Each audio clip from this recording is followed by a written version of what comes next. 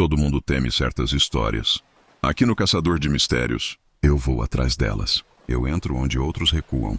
Eu vivo essas travessias, esses silêncios, esses erros, para que você não precise. Porque enquanto existirem oceanos, sempre haverá histórias que ninguém quer confirmar. E alguém precisa ir lá e voltar para contar, mesmo que seja em silêncio. Todo mundo teme o holandês voador. Não porque alguém tenha visto claramente, mas porque as histórias sobreviveram tempo demais para serem ignoradas. Quando algo atravessa séculos sem desaparecer, a maioria das pessoas aprende a manter distância. Eu também aprendi isso. Desde criança, enquanto outros tinham medo do escuro, eu ficava preso aos detalhes das histórias. Não ao navio em si, mas ao contexto. As mesmas frases apareciam repetidas, as mesmas condições, o mesmo tipo de noite, o mesmo trecho de mar. Naquela época, eu não chamava isso de obsessão. Era só curiosidade infantil. Pelo menos era isso que eu dizia a mim mesmo. Mas curiosidade passa. Aquilo ficou. Com o tempo percebi que ninguém falava do holandês voador como falamos de monstros. Não havia descrições exageradas. Não havia heroísmo. Havia desconforto. Um tipo de silêncio estranho sempre acompanhava o assunto, como se quem contasse soubesse que estava deixando algo de fora. Não por maldade, mas por não saber explicar. E isso começou a me incomodar. Anos depois, já adulto, eu ainda lembrava dos mesmos padrões, as mesmas anotações mentais, as mesmas rotas riscadas em mapas antigos. Eu comecei a juntar relatos, não como alguém em busca de emoção, mas como alguém tentando entender por que certas histórias nunca ganham final.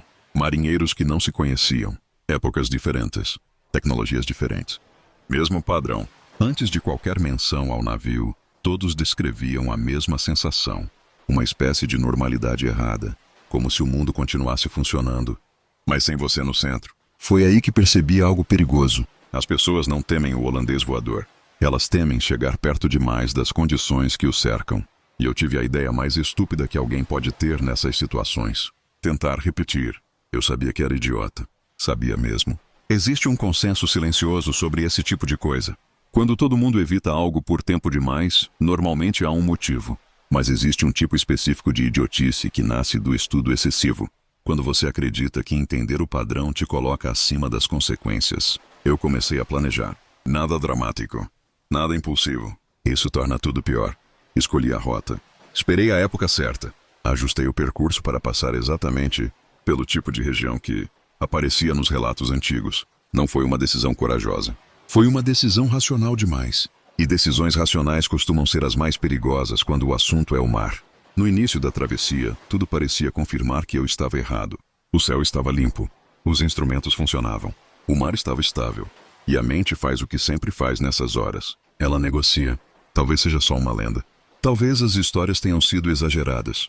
Talvez o medo tenha feito as pessoas verem padrões onde não existiam. Esse pensamento já matou mais gente do que qualquer tempestade. O mar começou a ficar calmo.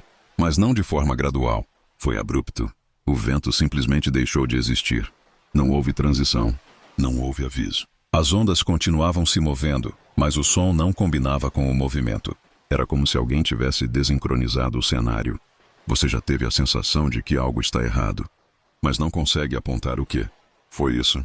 Eu olhava para os instrumentos esperando algum tipo de confirmação, mas tudo parecia normal.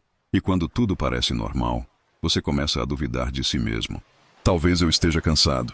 Talvez esteja projetando coisas. Talvez esteja esperando demais por algo que nunca vai acontecer. Mas o corpo não relaxava. O silêncio não era vazio. Era organizado.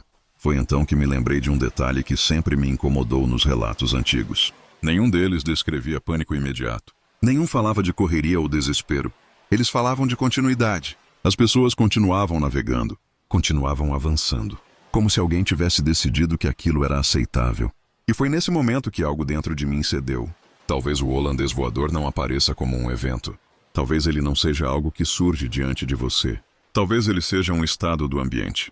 Um ponto onde o mar deixa de responder à sua presença. Eu segui, não por bravura, mas porque voltar naquele momento significaria admitir que eu tinha criado tudo aquilo na minha cabeça. E o ego humano odeia isso. Foi então que percebi o ponto no horizonte. Não um objeto. Não uma forma clara. Um ponto fixo. Não importava o quanto eu avançasse. Ele não se aproximava. Quando eu reduzia, ele também não se afastava. Aquilo não reagia a mim. E nada te faz sentir menor do que perceber que sua existência não altera o ambiente. Não foi medo o que senti, foi algo pior. Irrelevância. Naquele instante, entendi algo que nenhuma história explica direito. Todos os que vieram antes de mim, todos acharam que estavam prestes a descobrir algo, mas ninguém estava sendo testado. Nós não éramos protagonistas, éramos ruído temporário. Tolerados por alguns minutos, eu pensei em continuar, não por curiosidade, mas por orgulho. A ideia de voltar sem nada parecia humilhante demais. E esse pensamento é exatamente o que as histórias tentam evitar que você tenha. Eu mudei o curso. Nada aconteceu, nenhuma reação, nenhuma mudança brusca. O vento voltou rápido demais. O som das ondas se ajustou como se alguém tivesse apertado um botão. Rápido demais para ser natural. Eu segui viagem, mas algo ficou para trás. Não uma prova, não uma imagem. Uma sensação persistente de que eu tinha cruzado um limite invisível e sido gentilmente ignorado. O holandês voador não precisa aparecer. Ele não persegue, não ameaça, não se anuncia. Ele existe como um lembrete silencioso de que há lugares no mundo onde o ser humano não é necessário para que algo exista. Todo mundo teme o holandês voador. Eu também temi. A diferença é que eu tentei recriar as condições. E hoje entendo por que ninguém sensato faz isso. Algumas histórias não terminam com um aviso. Elas terminam com alguém voltando em silêncio. Nem todo mistério pode ser contado por inteiro aqui. Alguns precisam de tempo, detalhes e silêncio.